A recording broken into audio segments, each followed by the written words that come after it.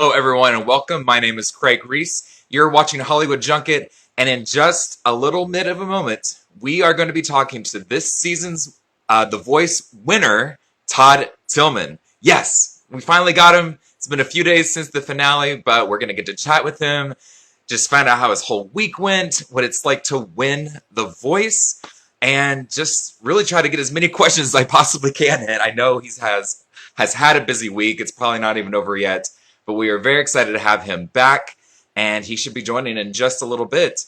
But yeah, if you're watching, please send your questions in. If we have time, we'll definitely try to get to them. Let me know your favorite moments from this season. Besides Todd, maybe who else you were rooting for during the competition, and we'll see if we can get those answered for sure. But again, my name is Craig Ries with Hollywood Junket. We had so many great interviews this season, all of them live from home, which was a little different, but those are all on our Instagram channel. We also have a YouTube channel you can check out and go back and find your favorites. Looks like Todd has joined, so I'm going to bring him in.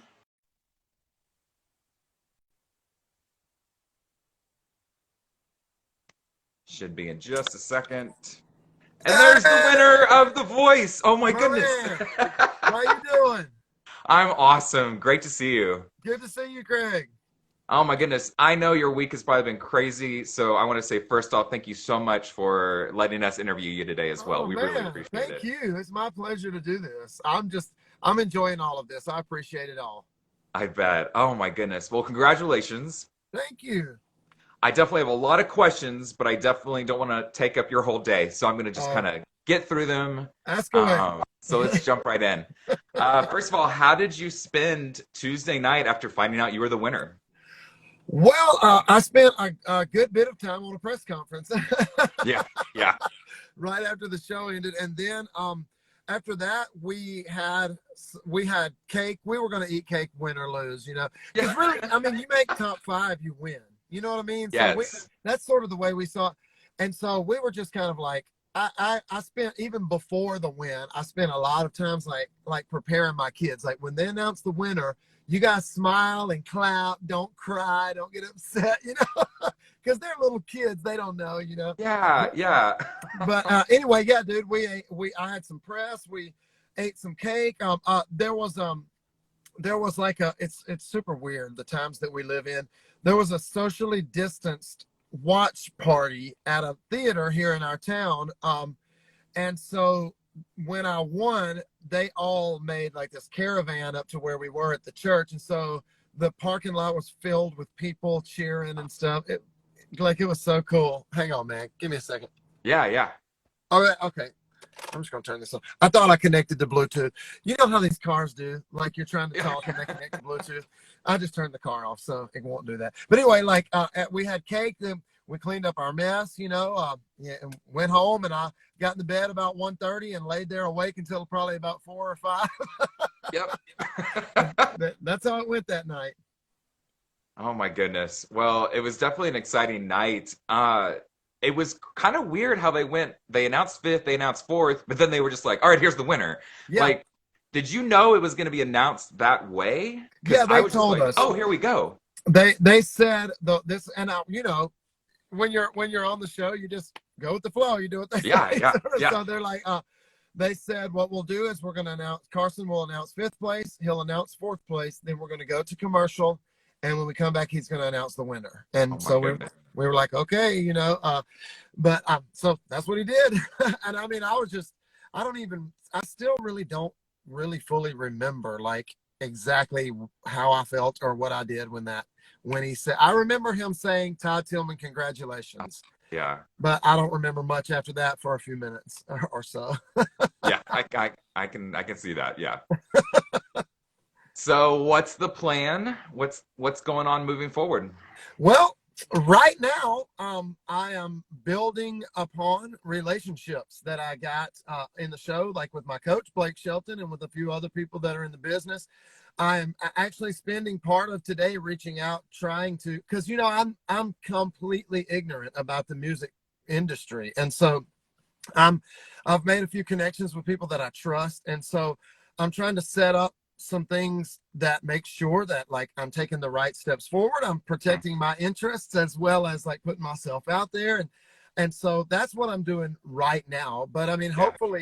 hopefully pretty soon we'll at least have a couple of more songs out, maybe at least an EP, Yeah.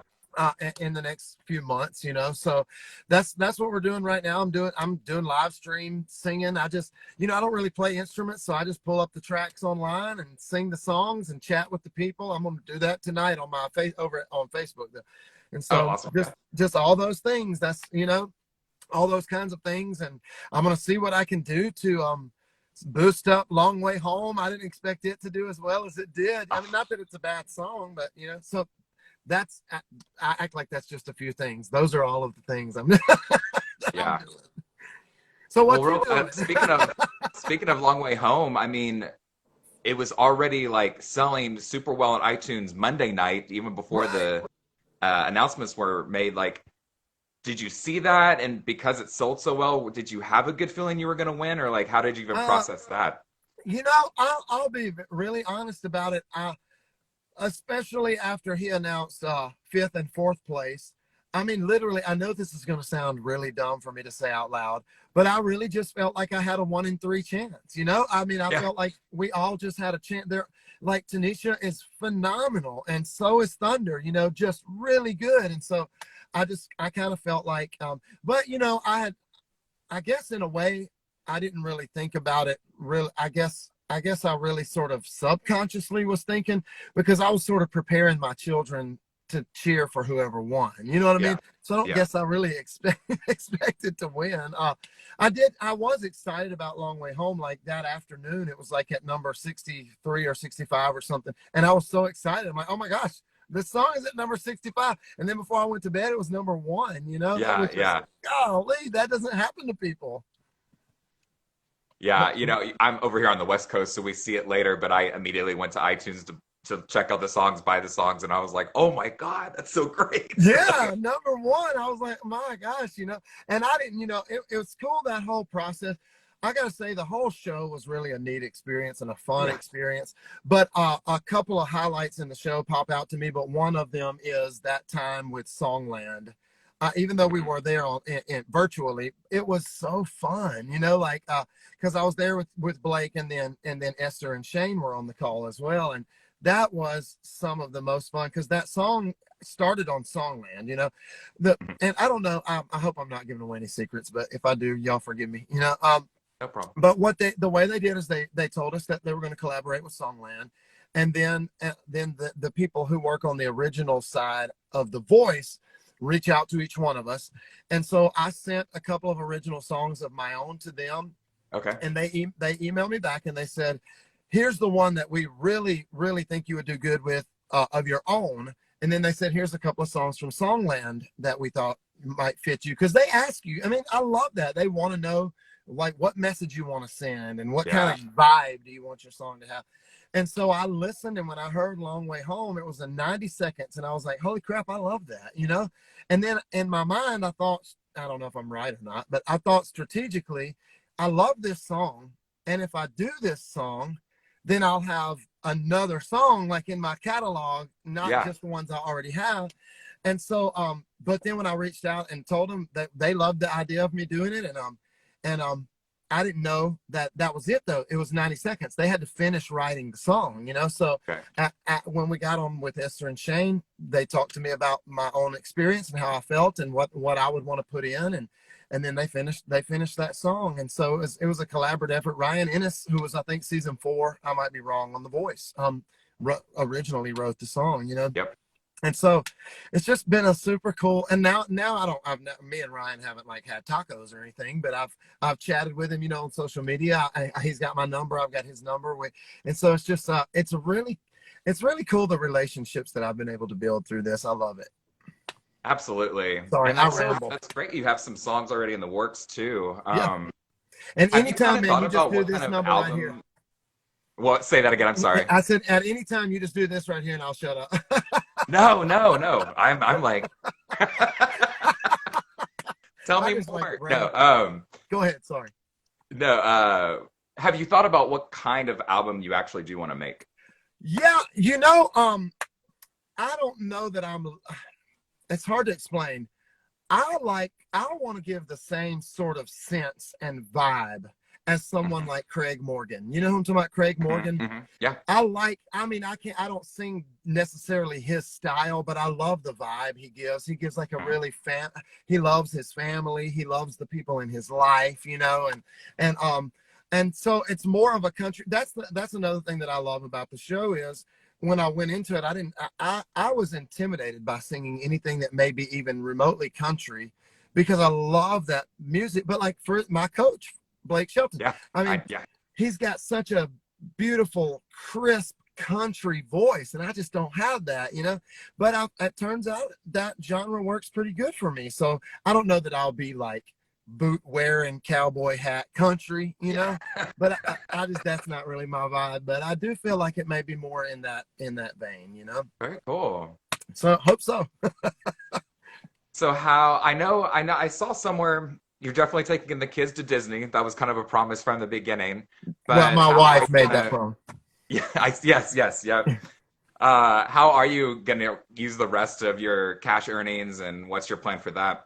Well, right now, I'm sorry, I'm seeing people that I know. Well, they know me. Yeah.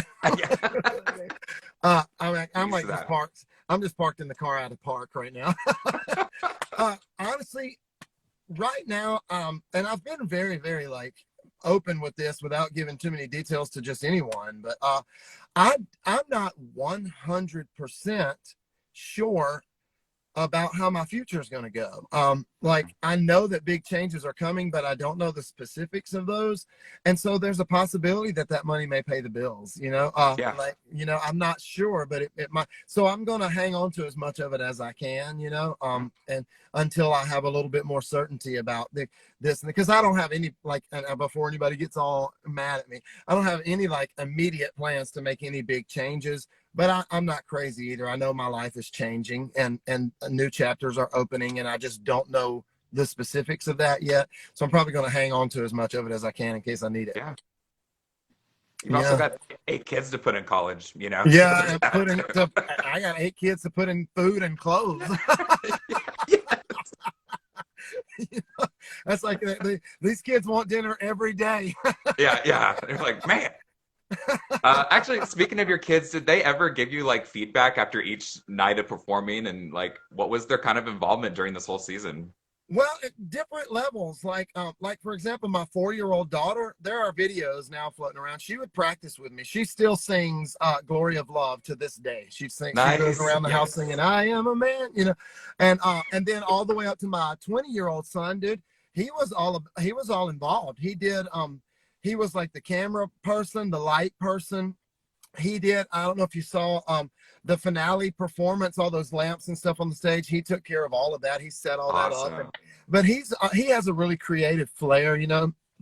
And he's really like for me he is, and I would think just nearly anybody that met him would think so. He's like a really out of the box thinker, and Mhm. so he helped a lot with stuff like that. I'll tell you what, I don't mean to plug my son, but he did this video of himself singing "If I Could Visit the Moon." You remember they sang it on like Sesame Street or something years ago.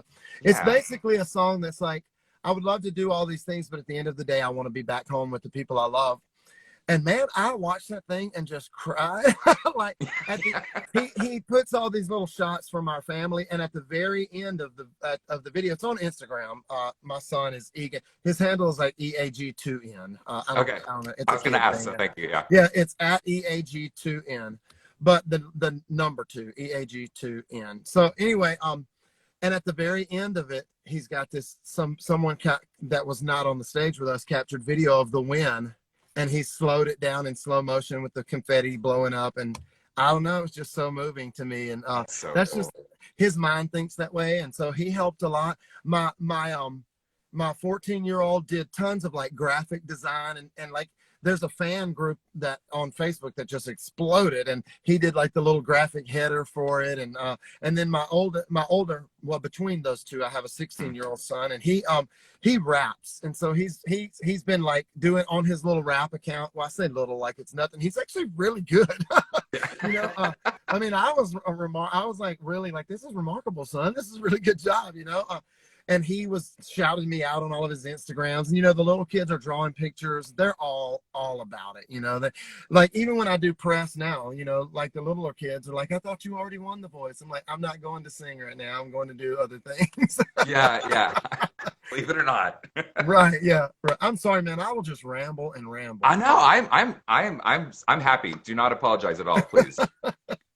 Another thing I wanted to ask about, I saw this great interview with you and Blake earlier this week, and Blake really stepped in and started talking about how Universal, the show, needs to do better about helping the artists create their album after. Yeah. Yeah. Like, how did that make you feel, and what were your thoughts on that? That was very, very encouraging to me. Yeah. First off, because, you know, and I know people are thinking with my interest in mind, even though if they're strangers, you know, but Yeah. first of all, like tons of people had reached out to me and they were like, you know, this contract thing, beware of, you know, and all these things. And so, that number one, and then number two, just because he makes me feel like he wants something to happen for me and with me. And he is a good person to have in your corner, I think, with stuff like that. And so I don't know really what I'm allowed to talk about, but I do know that as far as the record deal goes, it could go several different ways and still work. And so I'm feeling like with people like him on my side and also a couple of other people, that one of these ways I feel like will work. And so I'm really, that's really encouraging to me, because, you know, people had, you know, scared the crap out of me right before. They're like, if you win this thing, this record deal, you know, and so, but now I feel way better about it, you know. And I've been able to talk to some people that were past winners of the show. I've made some relationships with those people, and they've given me some insight, and it's not quite as scary as I thought it was, you know? Good. Yeah. Kind of random and not involved with the voice at all, but like a lot of churches are starting to reopen. Where are y'all on that side of things? Right now, I have an interesting viewpoint on that. Like, first of all, we won't be reopening like in physical form any earlier than first Sunday in June, maybe. But even then, if there are so many restrictions still in place that it's going to be just this huge hassle to come to church, we'll just wait. You know, the church. I believe strongly that being part of a family of faith is really important because of the relationship and the community. But I'm also a real big believer that, like, I think we should love people, and we should draw people to this sense of who God is, you know, and how He loves them, and then maybe hopefully they'll get involved with the church, you know. But sometimes we get that backwards. We think you got to get them in church. You got to get them in church. And so that's really where I am with it. I would love to go back to church this Sunday, but it's because I miss the relationships, you know, and seeing everyone. But I hopefully we'll open 1st of June. But like I said, if it's just this huge hassle and people have to, you know, if we have to give people like Lysol baths and they have to wear plastic bags and hazmat suits and stuff, we'll just wait. Yeah, where it gets to the point where it's uncomfortable, you can't even focus on worship is like, it's like you can't, like, because if you're all sitting around 6 and 8 feet apart, you know, and you got, like, you know, like I said, like a big hazmat suit on, just stay home. We'll do it virtually. It's all good. God is still there, you know. So. That's the thing. That's how I felt this whole time. I'm like, y'all. Yeah, I've kind of been that way. To me, it's been refreshing. I do miss going to church, but like what has happened is a lot of us, and probably myself included to a degree, we were like addicted to like physically attending church, and that's not what it's really about, you know. This has forced some of us out of our box, you know. We have to. And so and another thing too is we get this idea that, like, if you go to church, then that makes you like a Christian or something. That's not really. I'm going to have to disagree respectfully.